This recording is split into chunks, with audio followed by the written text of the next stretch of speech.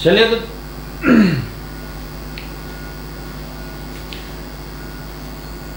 अब इस क्वेश्चन को मैं देखने जा रहा हूं दोस्तों, ये कैसे आप सोल्व कीजिएगा। चलिए इसके बारे में मैं देखने जा रहा हूं। तो एडवांस के लिए आप हर हाल में आप रेडी करते जाइए, जितना मैं क्वेश्चन करवाते जा रहा हूँ सबको रेडी करते जाइए, और सब मिक्सअप करके इसलिए मैं बना रहा हूँ ताकि आपको जो है सबका कमांड रहे। चलिए देखिएगा, a point charge Q is placed on the apex of a cone of semi vertex angle theta, find the electric flux through the base of the cone. देखिए ये क्वेश्चन के जगह हम लोग कई क्वेश्चन सोल्व करेंगे, यहाँ पर ध्यान दीजिए। जैसे मान लीजिए कि यही कोन है और ये आपका बेस होगा,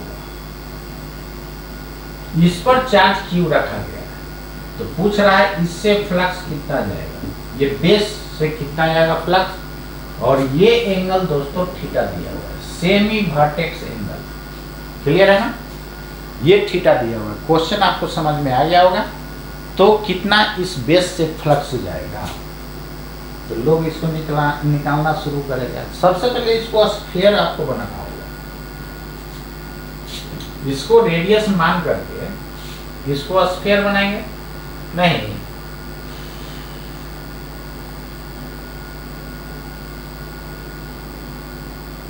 यही आपका स्फीयर होगा। थोड़ा सा फिगर को जो है ना सही से बना दे रहा हूं, यहां पर ध्यान दीजिए। इधर ये रहा, ठीक है। अब यहां पर ध्यान दीजिएगा, यही आपका कोण है, ये रहा आपका कोण, ठीक है। इसी बेस से निकालना है, तो जो इतना दूर से फ्लक्स होगा वही ना उससे होगा। क्लियर है, ये एंगल आपको दे दिया है कितना दोस्तों, थीटा दे दिया है। अब यहां पर ध्यान दीजिएगा, ऐसे देखिए थीटा एंगल दिया हुआ रहेगा, तो एरिया निकालने के लिए 2 पाई r square into 1 minus cos theta, ये रिजल्ट याद रखिएगा। यही रेडियस r का काम कर देगा। नहीं, वो फॉर्मूला याद रखते हैं तो ठीक है, नहीं तो फिर बनाना होगा। देखिए मैं निकाल दे रहा हूं एक बार। ये मैं अल्फा एंगल पर एक एलिमेंट्री कट किया। क्या कट किया? एलिमेंट्री। ये एंगल कितना होगा? D alpha. क्लियर है। और अल्फा एंगल पर मैं रिंग कट किया, ये रिंग बनेगा, इसका रेडियस स्मॉल है, इसका रेडियस कितना है? स्मॉल है। और ये रिंग बनेगा ऐसा, जिससे थिकनेस कितना है? ये वाला पार्ट। क्लियर है। ये थिकनेस जो है, यहाँ से डी अल्फा निकालेगा तो ये थिकनेस कितना हो जाएगा? ये रेडियस आर है, रेडियस क्या है दोस्तों? आर। तो ये थिकनेस हो जाएगा D alpha is equal to L by R, तो आर डी अल्फा ये थिकनेस हो जाएगा। क्लियर है। तो इस रिंग का एरिया कितना हो जाएगा? इस रिंग का area D A is equal to हो जाएगा, कितना हो जाएगा? D A is equal to 2 pi R I into D R. तो डी आर की जगह आर डी अल्फा है, नहीं, थिकनेस। क्लियर। अब ध्यान दीजिएगा, तो टोटल एरिया ये निकालना हो तो क्या करेंगे? स्मॉल आर का वैल्यू आप पुट कर दीजिए, 2 पाई कितना हो जाएगा? R square D R. Sorry, ये कैपिटल आर होगा, एक सेकंड रुकिए, ये कैपिटल आर होगा ना, कैपिटल आर ये वाला, क्योंकि theta is equal to L बटा आर, तो L R radius R capital R में होगा। ये तो रिंग का रेडियस है जो कट किया है, स्मॉल आर। क्लियर। और स्मॉल आर की जगह क्या हो जाएगा? तो स्मॉल आर की जगह देखिए ये राइट एंगल ट्रायंगल में देखिए एंगल के सामने वाला में डायरेक्ट साइन लगा देते हैं, मतलब स्मॉल आर का वैल्यू हो जाएगा आर साइन अल्फा। पुट कर दीजिए तो 2 pi r sine alpha into r D alpha, तो 2 pi are square sine alpha into d alpha. ये डी ए हो गया, डी ए मतलब थोड़ा सा एरिया। अब फिर रिंग कट करेंगे तो फिर डी ए होगा, फिर रिंग कट करेंगे फिर डी ए। सबको क्या करना होगा, जोड़ना होगा। अभी पीछे बताए थे कि इंटीग्रेशन का मतलब क्या हो जाता है, समेशन। अब नेट इसको जोड़िए तो डी ए का इंटीग्रेशन है 2 pi are square sine alpha d alpha का इंटीग्रेशन कहां से कहां होगा दोस्तों, 0 से लेकर के थीटा तक नहीं। देखिए अल्फा कम से कम 0, अधिक से अधिक बढ़ते बढ़ते थीटा, आधा एंगल कितना है थीटा, ये भी तो थीटा होगा। क्लियर। चलिए अब यहां से इसको निकालिएगा तो ए बराबर कितना हो जाएगा 2 पाई आर स्क्वायर। साइन का होता है माइनस कॉस, तो कॉस अल्फा करके यार लिमिट हम पलट दिए, क्या प्रॉब्लम है। क्लियर। तो यहां से ए बराबर हो जाएगा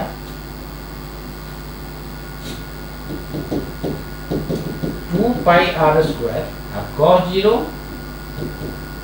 final limit minus initial, a बराबर 2 pi are square 1 minus cos theta. ये लिखे थे ना डायरेक्ट, तो चाहिए तो आप ये फॉर्मूला याद रख सकते हैं, फायदा होगा। क्लियर। अब यहां पर ध्यान दीजिएगा, ये फॉर्मूला याद रखते थे, इतना करने की जरूरत नहीं था। अब थीटा का वैल्यू कुछ भी दे सकता है, 30 डिग्री 60 डिग्री 45 डिग्री, और क्या लिख सकते हैं 90 डिग्री 180 डिग्री, कुछ भी हो सकता है। तो बारी बारी ये करने का जरूरत नहीं है, हम तो बोलेंगे कि आप फॉर्मूला याद करिए, ट्रिपल स्टार मार दिए, फॉर्मूला याद करना है। अब यहाँ पर ध्यान दीजिएगा, फ्लक्स हमको निकालना है, तो अब हो गया काम, मेन था यही निकालना। फ्लक्स निकालने के लिए आप देखिए ना, टोटल स्फीयर से फ्लक्स कितना होगा, जब चार्ज क्यू यहाँ रखिएगा तो टोटल स्फीयर से flux Q by epsilon not कितना एरिया में 4 पाई आर स्क्वायर एरिया में 4 पाई आर स्क्वायर एरिया में आपका क्यू बाई एप्सिलॉन नॉट हो रहा है।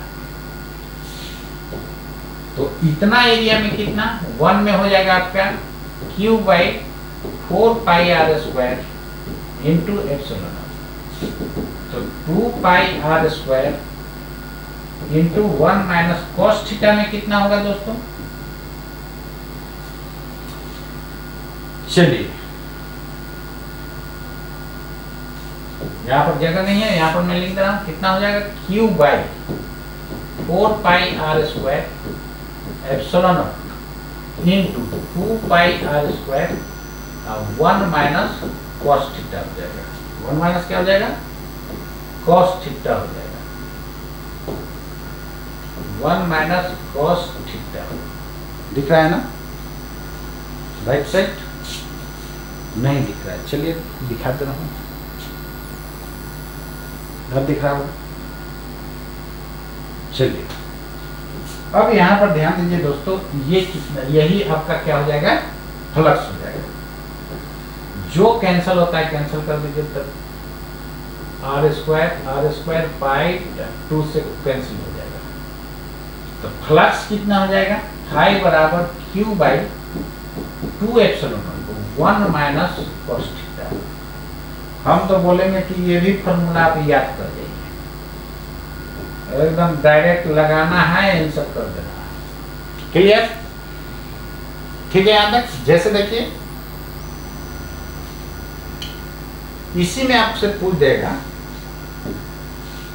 कई तरह से क्वेश्चन पूछ सकता है, फाइंड फ्लक्स, समझ आइएगा ना। ठीक है, ये वाला में ऐसा है,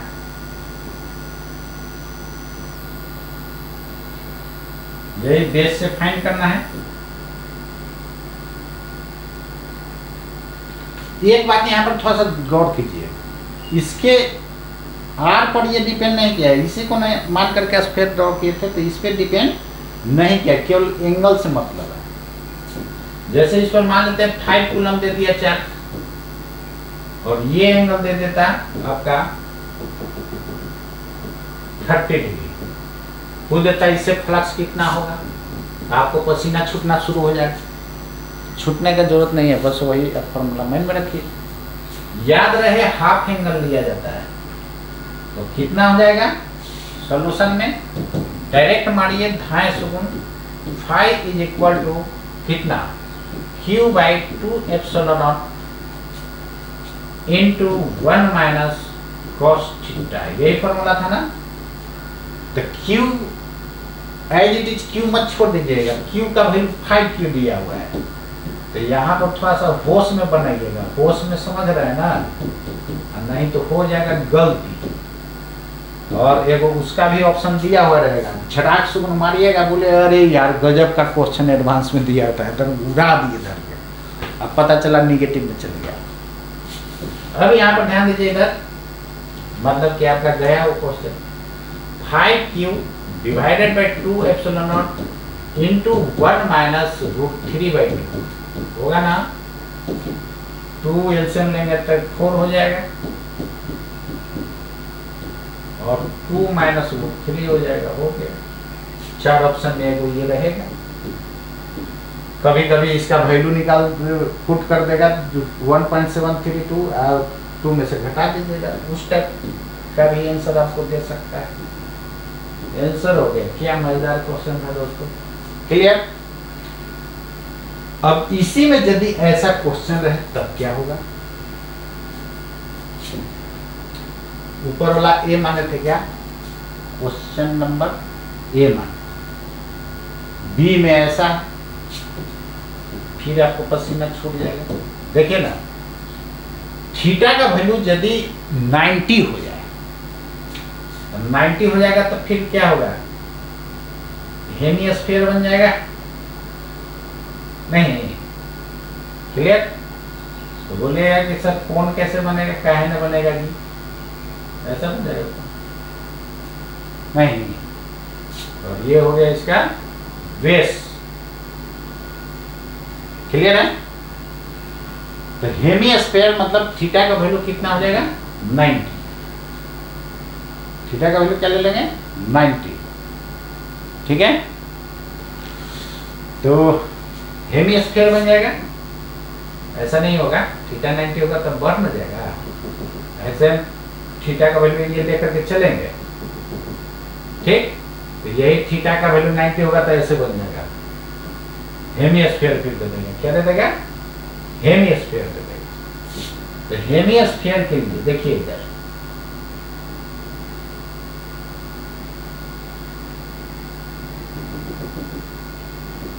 यही थीटा कितना हो गया 90 हो गया। अब 90 पुट कीजिए तो फाई बराबर Q/2 epsilon not 1 minus cos theta, और यहाँ पर प्लस Q रहेगा, cos थीटा 90, cos 90 0 होता है, Q/2 एप्सिलॉन नॉट होता है कि नहीं हेमिस्फीयर के लिए। और पूरा स्फीयर से कितना Q/एप्सिलॉन नॉट, तो हेमिस्फीयर से Q/2 एप्सिलॉन नॉट आ रहा है ना, क्लियर है। चलिए यदि ऐसा क्वेश्चन रहे, वही थीटा का वैल्यू 180 हो जाएगा तब क्या होगा, 180 लीजिए, cos 180 minus 1 minus minus plus 2 हो जाएगा, 2 कैंसिल, Q/एप्सिलॉन फिर स्फीयर हो जाएगा। यानी थीटा जब 180 होगा तो फिर स्फीयर बन जाएगा, और सेंटर पर Q चार्ज, तो फाई बराबर Q/2 epsilon not 1 minus cos pi, theta की जगह पाई हो जाएगा, तो कितना हो जाएगा Q/एप्सिलॉन नॉट आ जाएगा ना। अरे पाई इधर से पाई इधर से कितना हो जाएगा 360। यदि ऐसा हो तब क्या होगा,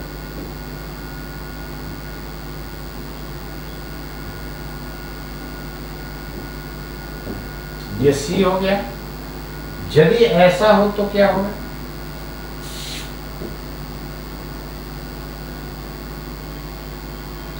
ये एंगल 45 डिग्री देते हैं और यहाँ पर 3q/2 दिया और ये माइनस में है दोस्तों, तो फ्लक्स निगेटिव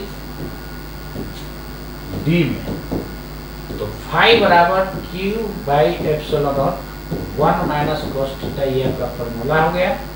q के जगह -3q/2 divided by 2ε0 into 1 minus cos 45 degree. कितना मजेदार है यार। अब इसी को बारी बारी वैसे कीजिएगा तो फिर दिक्कत ना हो जाएगा, इसीलिए तो बोले कि याद कर जाइए फॉर्मूला। कितना हो जाएगा 4ε0 into 1 minus 1/√2 minus 3q/4√2 ε0 2 minus 1।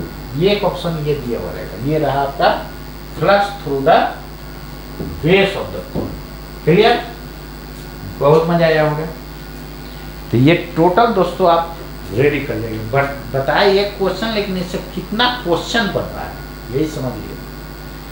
कितना क्वेश्चन इससे बन जा रहा है, बहुत बड़ी बात है। तो आप इसको हर हाल में आप रेडी कर जाइएगा। टाइम हो गया, क्लियर है। चलिए, तो जितना मैं बताया इसको आप हर हाल में रेडी ही कर जाइएगा तो ज्यादा अच्छा रहेगा।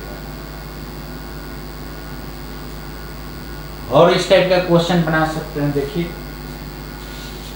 डी हो गया, ई हो गया, ई नंबर एकदम झटाक से बना देना है। ऐसा देगा, ऐसा देगा। बेस से कितना फ्लक्स होगा यहाँ पर दे दिया है -3q0/5 और ये एंगल दोस्तों दे दिया है आपको π/6। What is the flux through the base of the cone? बता सकते हैं क्या? बहुत लोग देखें कि डर जाएगा, और क्या है, कैसे बने। और आपको बेवकूफ बनाने के लिए ये लिख दे देगा। तो बोलिएगा कि ये रेडियस आपको आर दे देगा। तो आप क्या करते रहिएगा, एल आर को भी घुसाते रहिएगा। यार क्वेश्चन में जो डेटा दिया हुआ है, कोई जरूरी नहीं कि आंसर में सब डेटा रहेगा ही। समझ गया ना, इसलिए ध्यान रखिएगा। यहाँ से फाई की जगह क्या लिखिएगा, phi should be equal to q/2ε0। ये तो करते करते याद हो गया होगा आपके। तो q -3q0 divided by 5 divided by 2ε0 to 1 minus cos π/6। cos π/6 मतलब 60 डिग्री, सॉरी cos π/6 मतलब 30 डिग्री। अभी तो देखे थे 30 डिग्री वाला, नहीं इसको अलग एंगल लेना लीजिए, ज्यादा अच्छा रहेगा। 3 कर रहे हैं 60 डिग्री पर।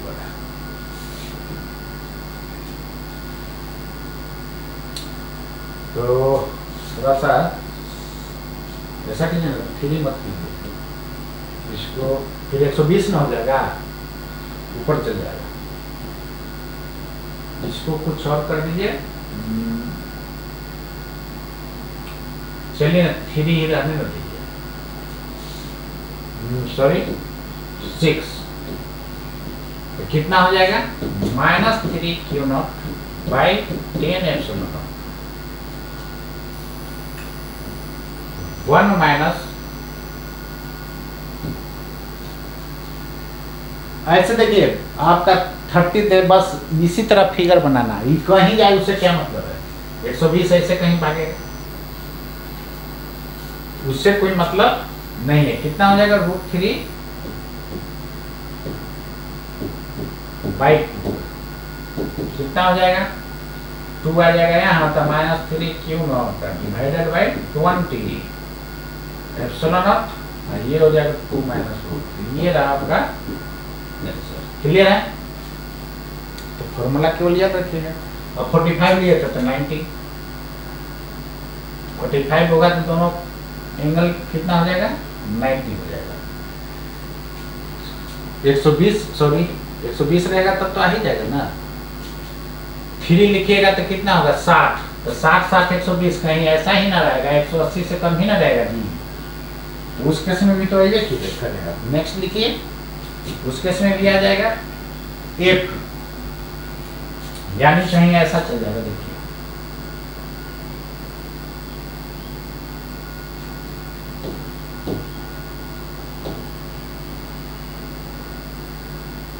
बड़ा बेस बनेगा